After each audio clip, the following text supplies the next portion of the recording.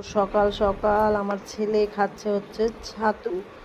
এটা আছে ভুট্টা, ছোলা আর বাদাম দিয়ে বানানো ছাতু। আর এটাই ও খায় মর্নিংয়ে, এখন এটাই খায়।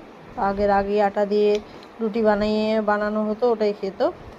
তাতে মানে গ্লুটেন ফ্রি খাবারটা খুব মেনটেন করতে হয়। গ্লুটেন অ্যান্ড ক্যাসিন ফ্রি খাবারটা মেনটেন করা খুব ম্যান্ডেটারি। এটা মানে অনেকটাই কাজে দেয়, খুব কাজে দেয়। তো আমিও আশা করি সবাইকে এই জিনিসটা বলার জন্য যে যারা অটিস্টিক প্যারেন্টস আছে তারা যেন এই জিনিসটা মেনটেন করে। বাবা বসে ভালো করে, হ্যাঁ ভালো করে বসো, এদিকে ঘোরো।